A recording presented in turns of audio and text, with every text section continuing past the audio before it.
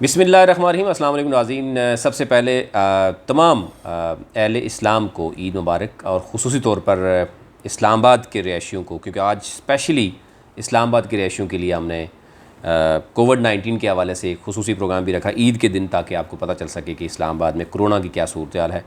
Doctor ज़हीम Zia साहब हमारे साथ मौजूद हैं, जो कि डिस्ट्रिक्ट हेल्थ ऑफिसर हैं इस्लामाबाद के। इनकी पूरी टीम आज यहाँ ईद के दिन भी ना सिर्फ आप लोगों के लिए कुर्बानी दे रहे हैं, बल्कि अपनी फैमिली से भी दूर हैं। और कोविड-19 के हवाले से क्या इक़दाम किए जा रहे हैं इस्लामाबाद में सूरत हाल क्या है, इस्लामाबाद में टोटल कितने केसेस रजिस्टर्ड हुए, यानी कितने मुतासिरीन की तादाद, उसमें रिकवरीज़ की क्या है, डेथ्स कितनी हुई हैं, और आगे आने वाले दिनों में क्या होगा, ये तमाम तफसीलात आपके सामने रखते हैं। अस्सलाम वालेकुम डॉक्टर साहब, बहुत शुक्रिया और ईद मुबारक आपको भी, आपकी पूरी टीम को भी। हमें ज़रा सरप्राइज़ था, हम भी शो करके फ़ौरन आए कि आप देखेंगे आपकी पूरी टीम बैठी हुई है।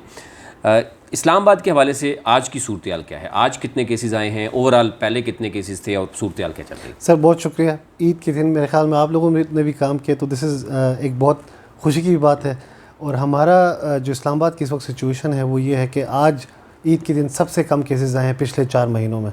और हमारे पास और ये बहुत बड़ी खुशखबरी है आज इस्लामाबाद की। बिल्कुल ऐसे ही है, और ये एक ऑन गोइंग फाइट रही है शुरू से लेकर अभी तक। एक एक केस को इन्वेस्टिगेट करना, कॉन्टेक्ट ट्रेस करना, डायग्नोज करना, उनको हेल्थ सर्विसेज प्रोवाइड करना, हॉस्पिटल मूव करना, रात हो या दिन हो 24 घंटे सर्विसेज प्रोवाइड करना, ये हमारे ऑफिस ने ये काम करते रहे। और अच्छी बात यह है कि जो एक वक्त था पिछली ईद को हमने देखा कि एक जो सर्च था वो बहुत बढ़ गया था, 750, 771, 800 तक के केसेस आए थे। तो इस मरतबा क्योंकि 3-4 दिन पहले से ये वायलेशंस SOPs की हुई थी पिछली दफ़ा, तो उस वक्त ईद के दिन करीबन 300 के करीब केसेस आए थे। सही। लेकिन आज ये है कि दुकानें बंद हुई, शॉपिंग इतनी ज़्यादा हुई नहीं। सॉरी फॉर द सरप्राइज था, यानी कि ईद से चंद दिन पहले ये यानी आपने सरप्राइज़ इसलिए भी दिया कि आपने तो डायग्नोज किया हुआ था कि क्या क्या करना है, क्योंकि हम ताजर बरादरी देखेंगे वो तो सब एक्सपेक्ट कर रही थी कि शायद आखिर पे फिर वो इसी तरह होगा, लोग आएंगे, तो नुकसान तो उनका ज़रूर है। लेकिन आपका ज़ाहिर अल्टीमेट गोल ये है कि नेक्स्ट विदिन 2 मंथ्स में आप इस पोजीशन में होंगे कि पाकिस्तान उन कंट्रीज़ में भी शामिल हो सकता है जो कोरोना फ्री हैं। कोशिश यही है। लेकिन अब देखें क्योंकि पिछली ईद के ऊपर जो है लोगों ने जिस तरह से दुकानें खोल के बहुत सारे लोगों को अंदर आने दिया गया, और उसमें जब वो हैंगर्स पकड़ के कपड़े ट्राई करते थे, फिर वो रखते थे, तो फिर दूसरा बंदा आके hanger, so this was a huge risk. तो इसकी वजह से ये बहुत सोच समझ के इकदाम लिया गया। और हमारी जो फेडरल मिनिस्ट्री है, national health service regulation coordination, उनकी गाइडलाइंस, NCOC की गाइडलाइंस है, और उसके साथ हम डिस्ट्रिक्ट एडमिनिस्ट्रेशन के साथ मिल के हम लोग ये सारा काम कर रहे हैं। और ये सो फार इस्लामाबाद की, जो मैं पूरे पाकिस्तान की अगर देखें तो रीशोरिंग सिचुएशन को मद्देनज़र रखते हुए, लेकिन इस्लामाबाद के अंदर पॉजिटिविटी 1% के करीब है, और डेथ जो है वहाँ पे 1% है। तो ये पूरे पाकिस्तान में रिकवरी सबसे ज़्यादा यहाँ पर है, डेथ सबसे कम एज़ पर द नंबर्स जो हैं वो सबसे कम यहाँ पे है। और डायग्नोज हमने पर कैपिटा पॉपुलेशन जो हमने सबसे ज़्यादा डायग्नोज किए, और टेस्ट पर जो मिलियन जो है वो सबसे ज़्यादा नेशनली और इंटरनेशनली इस्लामाबाद में। बिल्कुल सही है। इस्लामाबाद में टोटल इस वक्त तक, आज ईद के पहले दिन तक, टोटल कितने मुतासिरीन की तादाद है, उसमें रिकवरीज़ क्या हैं, उसमें जैसे आपने कहा कि सहूलियात यानी वेंटिलेटर्स कितने मौजूद हैं, हॉस्पिटल्स में कितने हॉस्पिटल्स हैं जो बाकायदा तौर पर जहाँ पे आप यानी क्वारंटाइन के लिए रखे गए थे, और रिकवरीज़ डेथ्स कितनी हुई हैं टोटल, और टोटल नंबर ऑफ़ टेस्ट कितने हुए हैं? देखिए टोटल नंबर ऑफ़ टेस्ट जो है 2 लाख के करीब हुए हैं इस्लामाबाद के अंदर, जिसमें फोकस जो टेस्ट हैं, जो हम कॉन्टेक्ट्स जो डायग्नोज लोगों के कॉन्टेक्ट्स पे करते हैं, वो करीबन 30,000 के करीब हुए। ठीक है। और ये बहुत बड़ा फिगर है, और उसमें से कोई 4,500 लोग इस ऑफिस ने डायग्नोज किए। सही। सो द परसेंटेज जो है कि प्राइवेट हॉस्पिटल्स का होना, प्राइवेट लैब्स का होना, गवर्नमेंट हॉस्पिटल, गवर्नमेंट लैब्स तमाम तर मिला के जो है ये एक बहुत रीअश्योरिंग और बहुत ज़्यादा फिगर है। कोरोना जो है वो एक ही तरीके से रुक सकता है, और वो ये है कि उसका जो डायग्नोज बंदा है उसको ट्रेस करके, उसके कॉन्टेक्ट को ट्रेस करके उनको जो है या आइसोलेट किया जाए या क्वारंटीन किया जाए। ये मैकेनिज़्म इस्लामाबाद के अंदर we claim and statistics will tell you कि कुछ अर्सा पहले कुछ अखबारों में आया था कि इस्लामाबाद की जो रिकवरी सबसे बुरी थी, तो आज वही चूँकि डेथ और वो जो उसका कम होना हमारे लिए एक बहुत बड़ी अचीवमेंट है। एक बहुत बड़ी वजह डेथ की कम होने की ये भी रही है कि हमारी जो रैपिड रिस्पांस टीम्स थी वो 24 घंटे काम करती हैं, और ये जितने लोग डायग्नोज हुए थे ये इनको बहुत अच्छी तरह से पता है कि उनको कोई भी सिम्टम आया तो हमने उनको उठा के हॉस्पिटल ले जाना। हॉस्पिटल्स के अंदर इस वक्त बर्डन बहुत कम हो गया। एज़ पर जो इनकी जो हायर अथॉरिटीज़ उनके साथ बात हुई, उन्होंने कहा कि 30% रह गया टोटल बर्डन जो है, यानी 70% जो है वो फ्री है। बिल्कुल ऐसे ही है।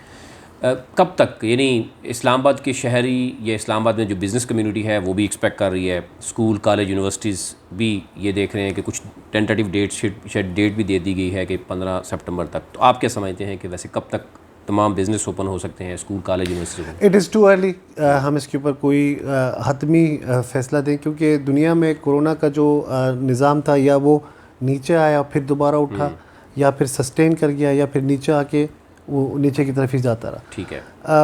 वी डोंट नो कि कोरोना इस तरह किस अभी तक रीशोरिंग सिचुएशन है पूरे पाकिस्तान में, खुसूसन इस्लामाबाद के अंदर भी, क्योंकि हम लोग स्टेटिस्टिक्स सारे हम ही जनरेट करते हैं, बिल्कुल हम ही देख रहे हैं। तो इसको मद्देनज़र रखते हुए आगे अगर यही सूरत हाल रही तो बेहतर हो सकता है। लेकिन अगर लोगों ने SOP फॉलो नहीं किया और मौसम अगर थोड़ा सा ठंडा हुआ तो R नॉट फैक्टर कहते हैं, वो इंक्रीज़ हुआ, तो फिर ये ज़्यादा ख़तरा हो सकता है कि दोबारा स्प्रेड हो।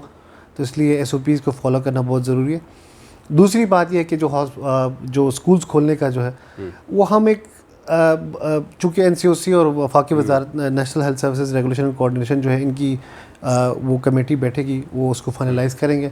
लेकिन एक बहुत बड़ा एलिमेंट होगा कि अगर जल्द अज जल्द खोलेंगे तो फिर जो स्प्रेड का जो वेक्टर है, जो एक उम्र के लोग हैं, जैसे 5 से लेके 20 साल तक या 25 साल तक के जो लोग हैं, जो स्कूल में, जो यूनिवर्सिटीज़ में हैं, वो अगर बाहर आ गए तो एक बहुत बड़ा वेक्टर हो सकता है कि वायरस को स्प्रेड हो सके। लेकिन उसके लिए हम बहुत मोहतात तरीके से हम देख रहे हैं, करेंगे, फैसला करेंगे। अच्छा, इसमें आपने जिक्र किया कि मौसम जो है वो किस हद तक इफ़ेक्ट करता है, सर्दी गर्मी, अगर सितंबर अक्टूबर के बाद मौसम चेंज होगा तो हमारे जो शुमाली इलाका जाते हैं वहाँ पे तो बहुत ठंड होती है, तो क्या अगर यानी इस वक्त गर्मी है, ऑलमोस्ट हम देखें पूरे पाकिस्तान में गर्मी है, कुछ एरियाज़ ऐसे हैं जहाँ पे नॉर्मल दर्जा आ रहा है, तो क्या समझते हैं कि इसका इफ़ेक्ट हो रहा है? देखें, कोरोना जो है क्योंकि नया है और इसके ऊपर रिसर्च बहुत कम है, लेकिन ये देखने में आया है कि इसके मौसम के ऊपर जो है अगर ह्यूमिडिटी ज़्यादा हो और ये जैसे आप देखें कि ड्रॉपलेट्स की शक्ल में स्प्रेड होता है, तो अगर आपका हवा में नमी का तनासुब ज़्यादा हो तो ज़्यादा देर तक वो सस्टेन नहीं कर सकता, इसलिए बैठ जाता है। लेकिन इशू ये है कि अगर मौसम थोड़ा सा ठंडा हुआ तो इसके स्प्रेड इन्हांस हो सकता है। सही। और बाकी ममालिक के साथ अगर कंपेयर किया जाए तो इस वक्त पाकिस्तान के हालात काफ़ी कंपैरेटिवली बेहतर हैं। आप क्या समझते हैं कि उसकी वजह मौसम की भी हो सकती है?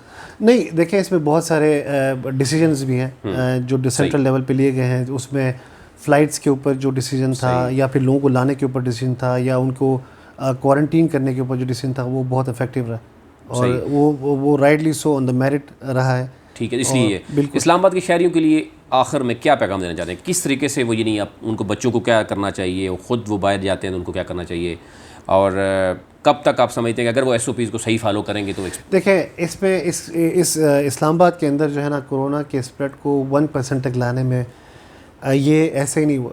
ठीक है, इसके पीछे एक बहुत बड़ी मशीनरी काम करती रही और वो साइंटिफिकली फ़ाइट करते रहे। जैसे आपने अभी देखा कि सर्वेलेंस की टीमें जो इस वक्त फील्ड पे हैं ईद के दिन, और वो घरों से जाके सैंपल लेके उनको आइसोलेट करके, क्वारंटीन करके, रिस्क कम्युनिकेशन करके, उनको आइसोलेशन के ऊपर एजुकेट करके जब वो वापस आते हैं तो एक पेशेंट के ऊपर हमारा एक घर के ऊपर 45 मिनट से 50 मिनट लग जाता है। सही।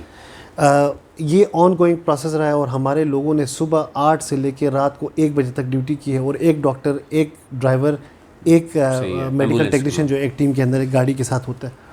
तो ये साइंटिफिक फाइट रही है। इसको करते करते बहुत सारे लोगों के, आपने देखा होगा कि घरेलू मामलात बहुत ज़्यादा ओवरलुक हो गए, वो उसको ज़्यादा फोकस नहीं कर सके।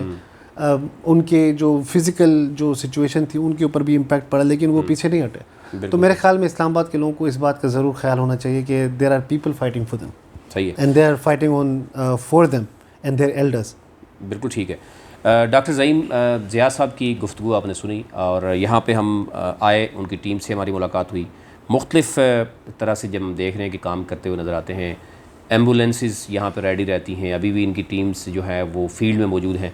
इस पे तो हम अलग से एक डॉक्यूमेंट्री की सूरत में आपके साथ शेयर करेंगे कि किस तरीके से ये टीमें काम करती हैं, और शायद देखने में तो कुछ और नज़र आता है कि बड़ा आसान नज़र आता है, लेकिन ज़ाहिर है फील्ड में किस तरीके से ट्रेस किया जाता है, जब एक कोई भी डायग्नोस होता है उसके साथ साथ बाकी लोगों तक कैसे पहुंचा जाता है। कुछ लोग उसमें हम शरारत करते भी नज़र आते हैं कि वो अपना मोबाइल नंबर बंद करके गायब होने की कोशिश करते हैं। अभी भी शायद एक डाटा जो शेयर किया जा रहा है उसमें बड़ा डाटा ऐसा भी है कि जो अभी तक लोग कॉन्टैक्ट्स खुद नहीं शायद कर रहे। तो ये तो एक चीज़ है कि अगर आप शहरी जो है वो SOPs को फॉलो करेंगे और महकमे के साथ या जो है वो कांटेक्ट में रहेंगे, उनको शेयर करेंगे इन्फॉर्मेशन, तो शायद बहुत जल्द जो है वो इस्लामाबाद और इवन पाकिस्तान जो है वो उन ममालिक में शामिल हो सकता है जो कोरोना फ्री ममालिक जो है वो होंगे। आज ईद के दिन हमने आपको इस्लामाबाद के शहरियों के लिए एक बहुत बड़ी खुशखबरी है, बल्कि पूरे पाकिस्तान के शहरियों के लिए है कि अगर आप इस ईद को सोशल डिस्टेंस रखेंगे, SOPs को फॉलो करेंगे, तो आप देख सकते हैं कि 1-2 माह के बाद पाकिस्तान बहुत अच्छा, यानी कोरोना के हवाले से हम देख सकते हैं कोरोना फ्री भी हो सकता है और पाकिस्तान में तमाम इकनॉमिक एक्टिविटीज़ जो है वो बहाल हो सकती हैं। आज के लिए इतना ही, मज़ीद कल आपकी खिदमत में हाज़िर होंगे।